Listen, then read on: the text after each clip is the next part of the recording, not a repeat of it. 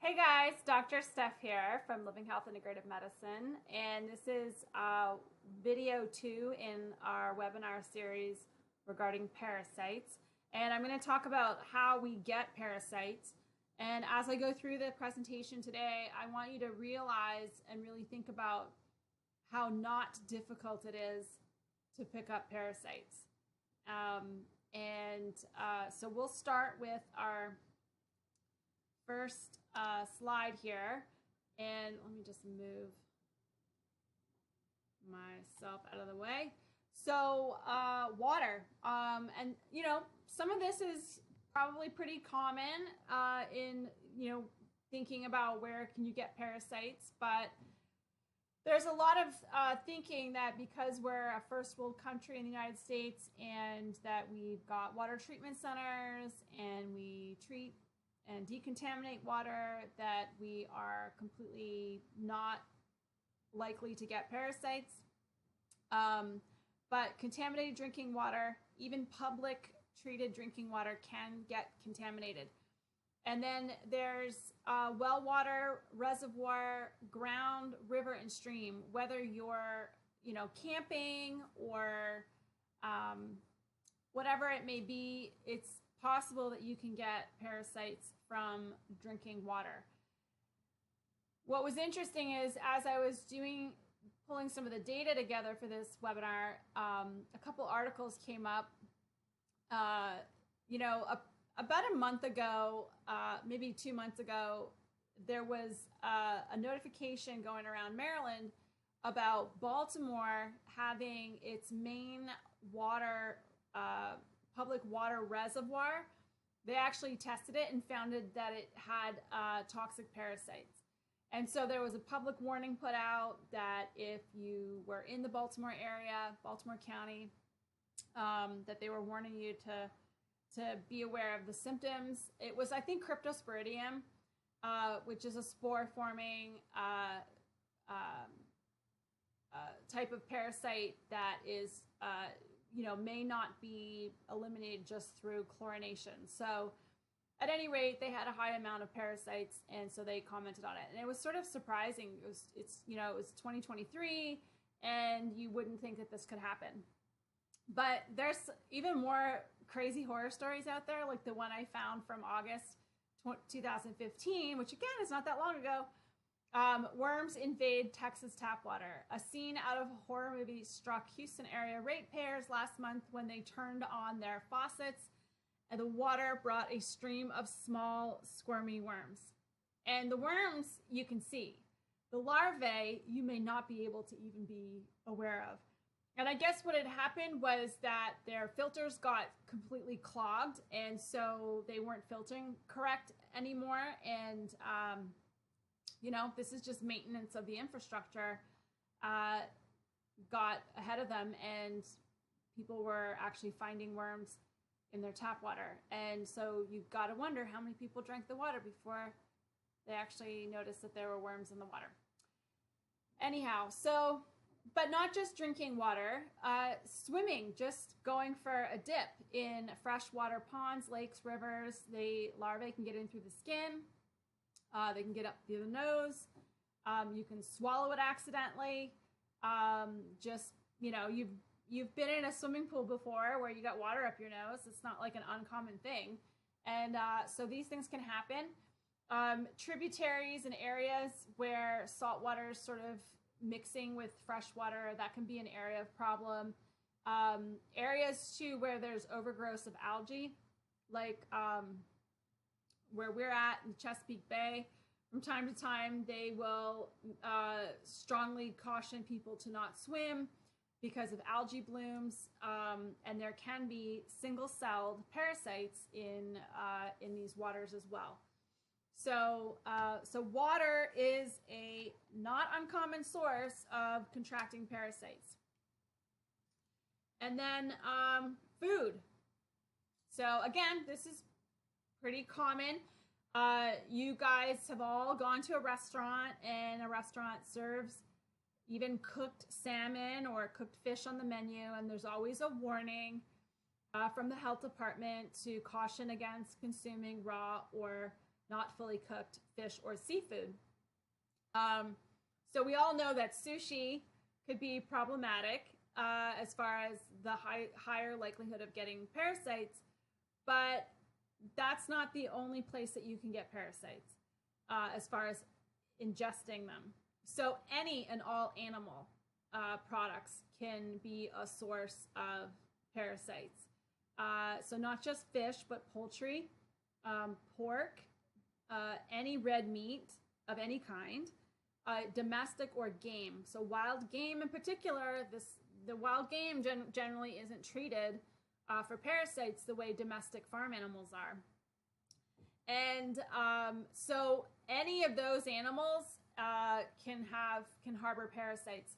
Pork, we've heard of, tapeworm. There's also tapeworm in beef. I will say that freezing meat or animal flesh, fish, chicken, poultry, whatever, the freezing process will generally kill the adult parasites. But parasites can exist in a cyst form, a larvae form that can literally withstand really, really cold freezing temperatures. Like they can exist in the soil frozen in Alaska, and when the soil thaws, then they come out. So that's true of even, where we live in the United States proper, that the soil will freeze. That's where the parasites are, and they will survive and they will come out. So in certain forms, especially cyst form, they can exist for years, basically in a dormant state. Freezing will not handle that form of the parasites, but cooking at very high temperatures generally is what is recommended. So there's always a chance that they can get through the process. But just because you're vegan doesn't mean that you're immune to parasites. In fact, lots of nasty parasites can come from fruits and vegetables, especially in organic farming, or if you're doing your own gardening. These snails and slugs, they love the lettuces, and there's all kinds of bugs and grubs out there, and they contain larvae of certain worms. So the larvae form can often be found in the snails and slugs themselves. And if you're eating any portion of these animals, then you can be contracting parasites that way. And there's some vegetables that we routinely eat raw, which would be the lettuces, the whole lettuce family, and other vegetables like celery and things like that. And so that's something to be very conscientious of as well. Cooking will help, but again, there's always a chance. And so there's very common incidents and reports of parasites being contracted. Most of the time, it won't make the news and be that alarming unless someone contracts a parasite, ingesting it, for example, from a snail, and it ended up in the brain, such as in this case. There were 3 cases of brain-infecting parasite confirmed in Hawaii. That was 2019, where they contracted rat lungworm disease after being infected with parasites from slugs. So that year, tourists in Hawaii ate a slug on a dare. Now, most of us are not doing that on purpose, but in this case, this person did, not realizing, of course, that the parasite was in the slug itself. After accidentally ingesting the larvae of a parasitic rat lungworm that was hiding inside the slug, this person actually contracted rat lungworm disease. And some interesting things about this particular parasite, and many, many parasites, is the person may not have symptoms initially. So most people think, oh, if I got parasites, I'd have, extreme explosive diarrhea, nausea, vomiting, something obvious. And in many cases, that's not the case. And they can live in us for decades, all the while stealing nutrients, secreting toxins into our system, disrupting our entire microbiome, and causing incredible dysregulation to the immune system and contributing to a lot of different disease processes. Some people infected with this rat lungworm parasite don't have any symptoms, whereas others can develop a rare form of meningitis called eosinophilic meningitis. So this is like a severe acute meningitis. So it's not just viruses that can cause meningitis. Anything can, including parasites. These are the rare cases where there's an extreme situation that becomes, a published case study or gets reported in the news. What doesn't get reported is the stuff that no one's finding, like I said, that's underlying a lot of chronic issues. So in Hawaii, most people get exposed to this parasite through eating a snail or slug infected with the larvae. Again, most of us are not eating snails and slugs, but people can also become infected through eating raw produce infected by the snails or slugs, or even crabs, shrimp, or frogs infected by the parasite. And crabs and shrimp are something that more people will be consuming than snails and slugs. And so the other cases that became infected, one remembered eating several homemade salads while in Hawaii, and the other recalls eating unwashed raw fruits, vegetables, or other plants straight from the land. And I have fond memories of being a kid in Canada in the summer. Throughout the summer, all my neighborhood buddies, we would just, hop from backyard to backyard. And our parents all had gardens, and we were just ripping carrots out of the ground and wiping them on our shorts and eating them, and, eating all kinds of stuff from the ground. That's what kids do. We're just shoving stuff in our face. And so lots of opportunities to be getting parasites. So obviously washing your fruits and vegetables wherever possible, cooking things thoroughly, and things like that. So don't think that it does not happen commonly in the United States. Snail-borne parasitic diseases, and again, most of the parasites that we would get from snails or slugs would be the flukes or flatworms, which are incredibly contributory to chronic illness in us. This map shows countries with reported cases of this specific parasite. And it's all through North America, anywhere in the United States. There's slugs all the way up into Canada. I remember slugs being in the backyard in where I grew up. So there are opportunities to contract parasites pretty much anywhere in the United States.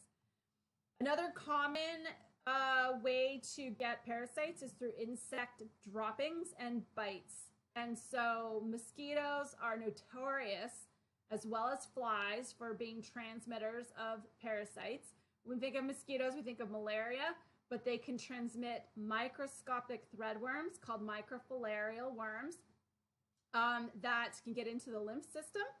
Lymphedema, even mild, that is not related to lymph nodes being removed because of breast cancer or other types of surgeries like that, may be attributed to filarial infestation of the lymph system.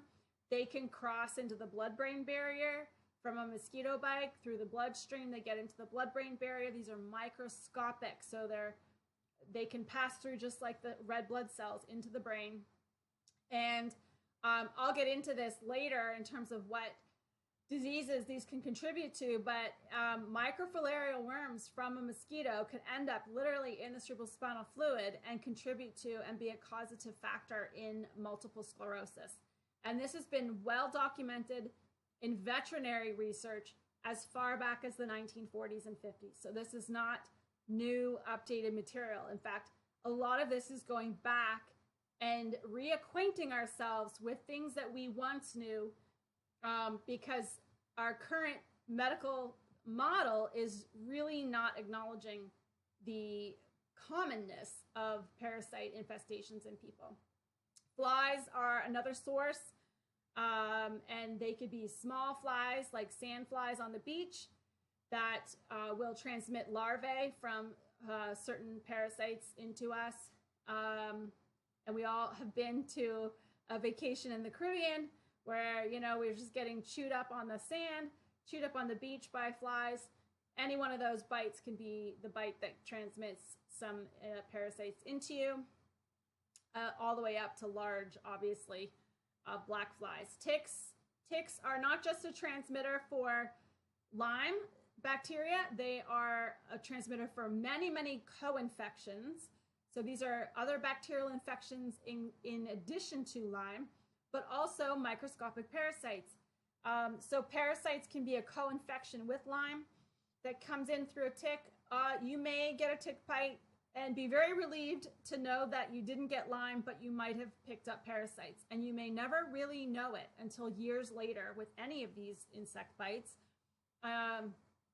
that you're sick with something that could have been attributed to a bite from years before.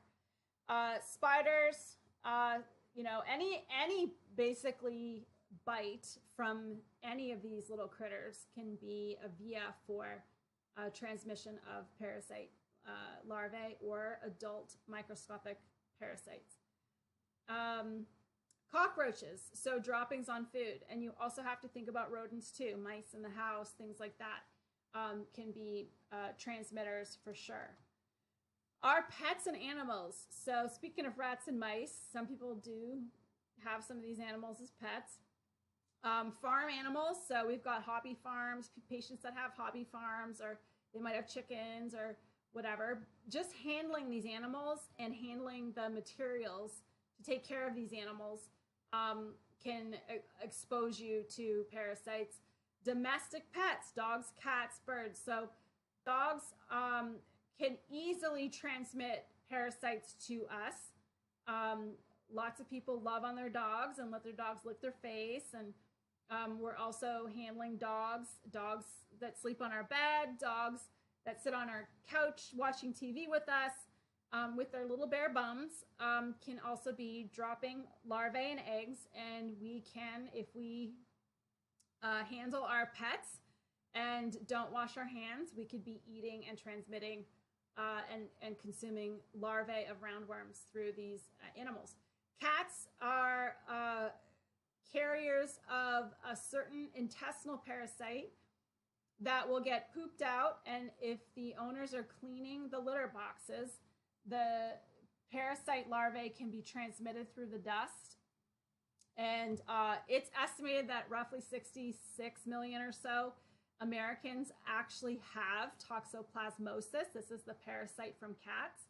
It's extremely neurotoxic to infants, so it's highly recommended that pregnant women do not disturb or clean litter boxes.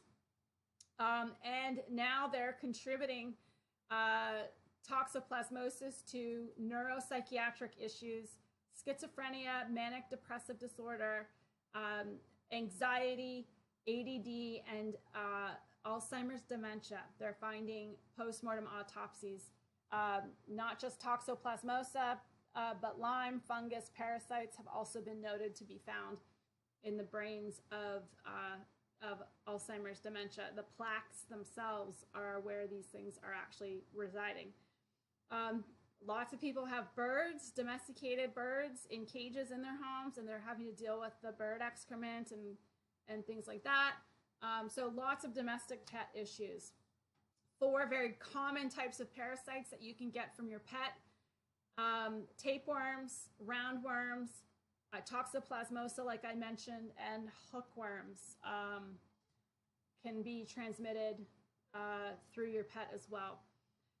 Believe it or not, you can get parasites from an organ that was donated, but also any organ transplant patient may be more susceptible to parasite because they're on immune suppressing medications. And so your guard is down, your system is suppressed, and you're more likely to be not as likely to fend off a parasite, especially the microscopic stuff. And so there's documentation. In fact, not that long ago, a family member of mine was telling me about a friend of theirs that actually passed away in the hospital not that long after receiving a kidney transplant, and the hospital could not figure out what was going on with this woman. She was in the hospital so sick, and they determined that she must have picked up a parasite from the organ that was donated. Here's the other thing that could also be, and this is what's documented, is it may not be coming with the organ, but a patient could be going in for an organ transplant as the recipient, but also have an underlying parasite infestation that is chronically there. It may have probably even contributed to maybe the reason why the organ needed to be transplanted and replaced. But then again, once the patient is now an organ recipient, they're on immune suppressing medications for the rest of their life, suppressing the immune system further, and now the already existing parasite infestation that was somewhat dormant, maybe quietly chronic, explodes and takes over and causes problems. So the next video in the series, we're going to talk about where these parasites can actually live in us. So that will be something we'll be discussing. And then from there, we'll get into some of the other topics regarding parasites, like how to test for them, how do we know we have them, what are the symptoms of these parasites, and how do we work to safely eliminate them and prevent them from taking hold. So join me in the next video.